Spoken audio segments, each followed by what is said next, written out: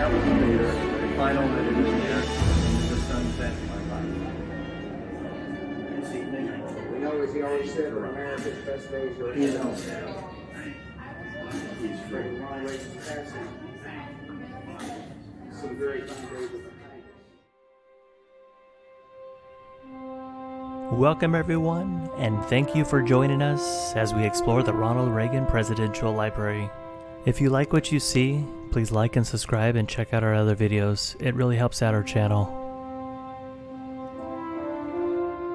The Ronald Reagan Presidential Library is the presidential library and burial site of Ronald Reagan, the 40th President of the United States from 1981 to 1989. Ronald and Nancy Reagan lived lives resembling scripts from their Hollywood years. From humble beginnings, they both survived and thrived.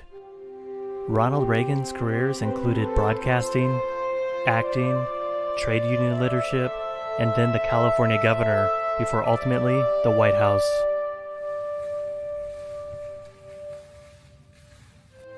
The library opened up in 1991 and houses a repository of presidential records from the Reagan administration. The library contains millions of documents, photographs, films, and tapes. It also contains memorabilia and a permanent exhibit on Ronald Reagan's life. We start with the first of its kind lifelike hologram of President Ronald Reagan, the Whistle Stop Train campaign tour of 1984. Reagan talks about the state of the country and the world. Ladies and gentlemen, thank you very much. How do you like our Heartland special? It's got some very blunt truths, and that's what I'm going to do. Let's start with the record in the period between 1976 and 1980. The strongest economy in the world was pushed to the brink of collapse. Those disastrous consequences didn't come about by accident. We learn from our parents that individuals determine their own destiny. That is, it is largely their own ambition and hard work that determine their fate in life. Ronald Reagan. The early life of Ronald Reagan was strongly influenced by lessons he learned from his parents. His father's self-resilience and his mother's determination would become the foundation of the man who would become our 40th president.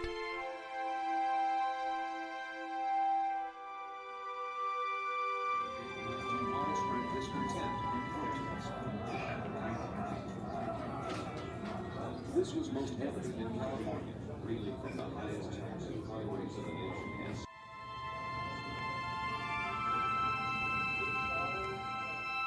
The state constitution of California, Governor Reagan used to split the balance of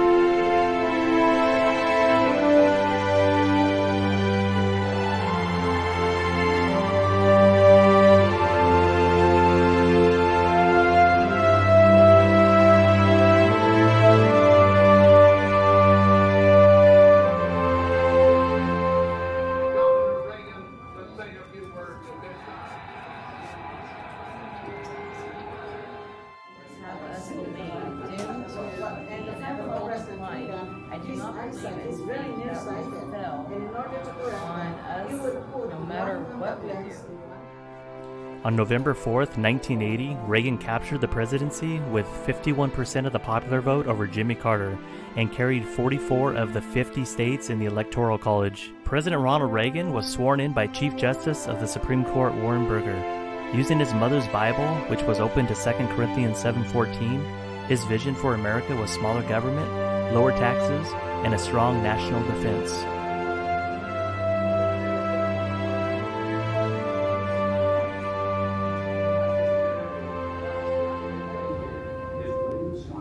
Tragedy would happen on March 30th, 1981. President Reagan was leaving the Hilton Hotel in Washington, D.C. after just talking to over 5,000 people when he was shot.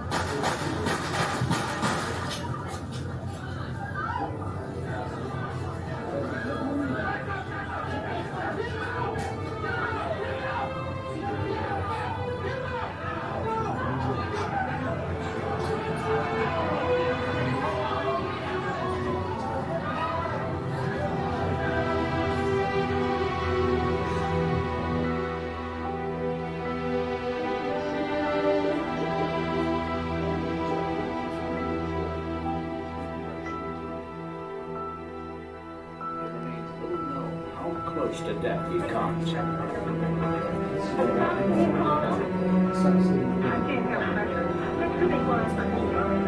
When doctors first examine Reagan, they find his blood pressure dangerously low.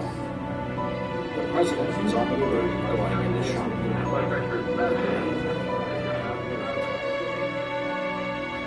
It is 3 a.m.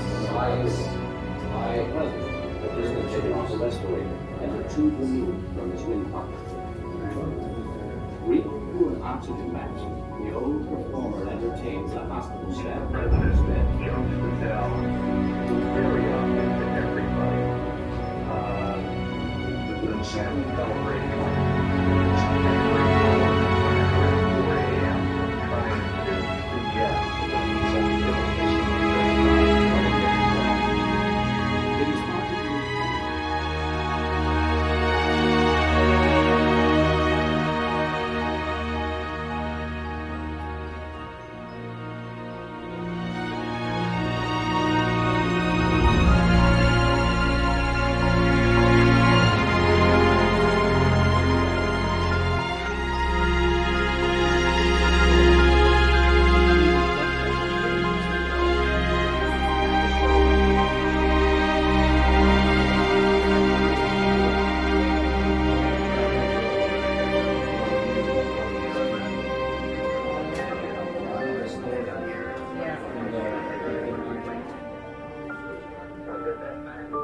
While resting in bed, he wrote breast number. The Oval Office today is a symbol of American presidency, and its recreation here gives visitors a moment to ponder the power and the responsibilities of the president. This room is a full-size reproduction of the Oval Office as it appeared during the Ronald Reagan presidency.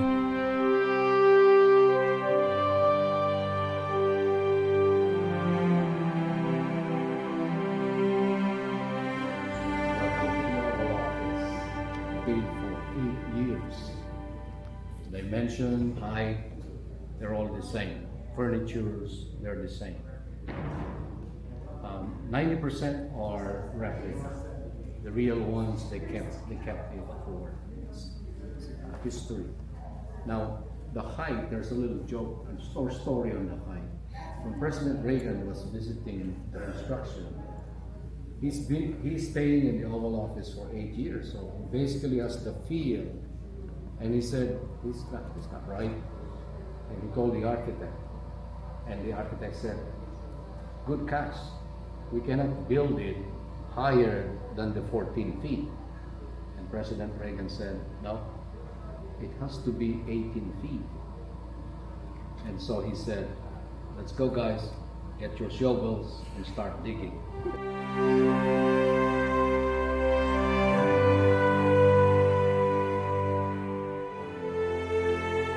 Welcome to our house, which you are letting me live in for a while. Ronald Reagan. The White House is the official residence of the President of the United States and the First Lady. During the Reagan administration, the President and Miss Reagan chose not to ask Congress for the traditional appropriations to decorate the private living quarters, and instead solicited contributions from private donors to do the majority of the refurbishments. The project was a continuous restoration of the White House that had begun during the Truman administration. During their time in office, the Reagans hosted more than 55 state dinners and hundreds of other events at the White House.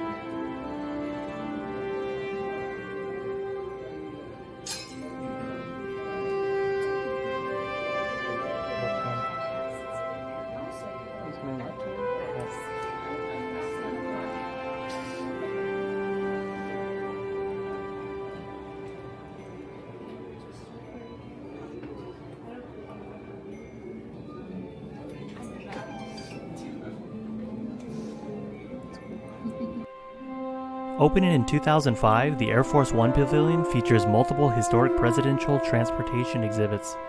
Visitors can also walk through Air Force One, which is also known as the Flying White House. It was used for President Reagan and 6 other U.S. presidents from 1973 to 2001. Visitors can also see the interior of Marine One helicopter and the actual presidential motorcade featuring President Reagan's 1984 parade limousine. I mentioned to Mr. Gorbachev how much I would like him to visit the United States, so I invited him, and he said, "I accept." And then he told me how much he would like me to visit the Soviet Union. So he invited me, and I said, "I accept." And there it was, as simple as that, so face-to-face talks can be helpful. President Ronald Reagan.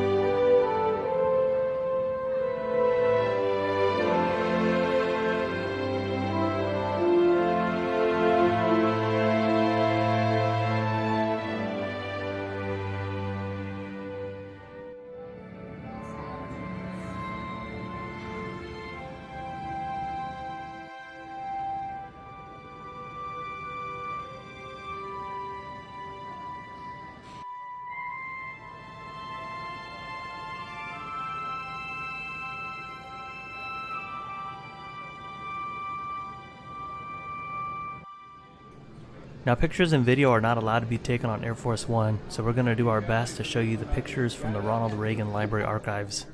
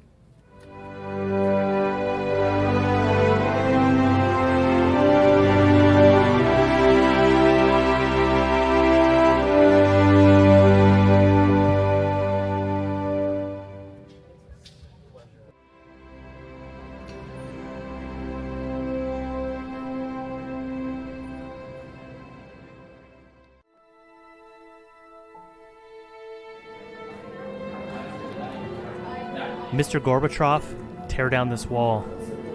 Words spoken by President Ronald Reagan on June 12, 1987, at the Brandenburg Gate in West Berlin.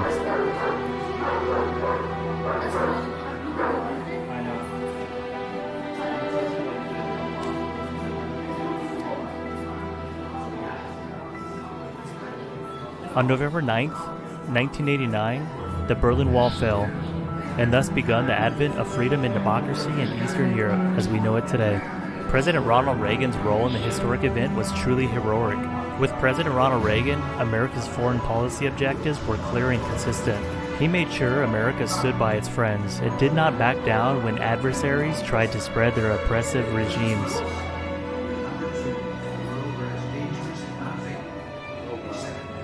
Is the highest aspiration of the American people.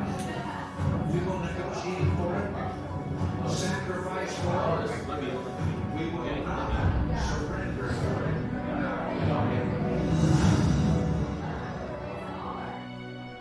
The foundation of Reagan's foreign policy was the support of freedom for all people around the world. His commitment to the idea of peace through strength led to the modernization of our military forces. During the Reagan administration, the size of the U.S. Army grew by 2 active divisions and saw the development of the new weapon system. The Strategic Defense Initiative was announced as a defense against a nuclear attack. It was President Reagan's hope that his new military initiatives would not only contain communism, but defeat it. We know all too well that war comes not when forces of freedom are strong, but when they are weak. It is then that tyrants are tempted. Ronald Reagan.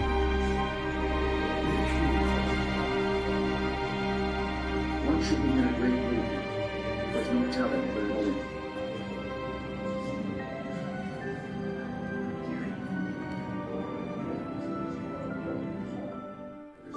Permanently. There had to be a better way.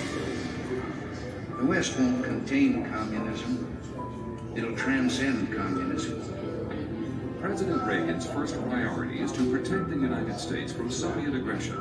He asks his advisors to develop a technology that would act as a defensive shield against incoming missiles. It was known as the Strategic Defense Initiative, SDI, and is one aspect. Strengthened by their courage, hardened by their valor, and born by their memory, let us continue to stand for these ideas for which they have lived and died. President Reagan, June 1984. President Ronald Reagan always believed in honoring American heroes, and the library continues that legacy by highlighting military personnel and civilians who made great sacrifices.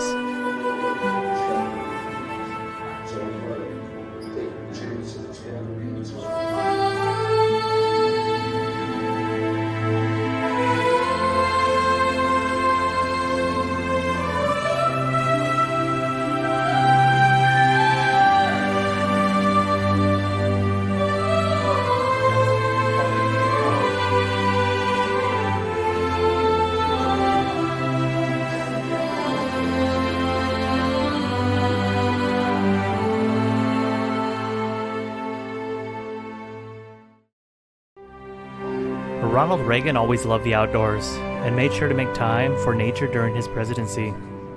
Camp David and Rancho de Cielo, his 2 retreats while in office, allowed for the president to relax and ride his beloved horses.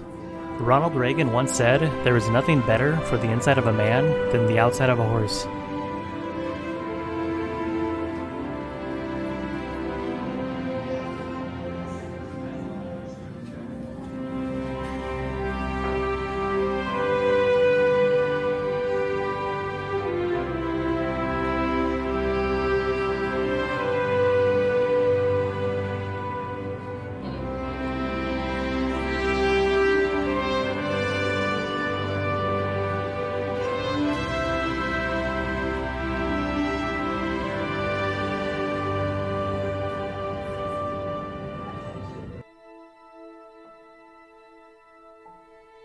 On November 5th, 1994, Ronald Reagan wrote this letter to the American people, revealing that he had been diagnosed with Alzheimer's disease.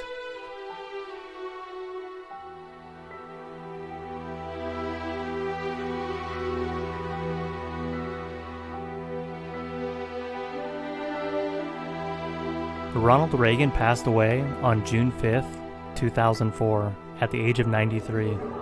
His death induced an outpouring of respect, grief, and honor. Mourners from around the world left flowers, trinkets at makeshift memorial sites.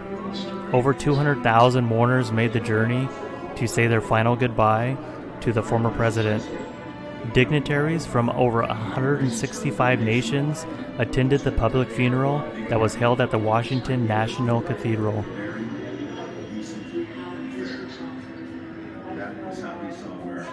The nation mourns the passing of a president tonight. Ronald Reagan, died at his home in California today after Anyone I encountered in all my years of public life, President Reagan stood I learned kindness. I also learned courage. The nation did. And I learned decency. The whole world did. God bless you, In Ronald his Reagan. final letter to the American people, Dan wrote, So well. I now begin the journey that will lead me into the sunset of my life. This evening He always said that America's best days are is ahead. home now. He's free. Ronald Reagan's passing. Some very fine ladies.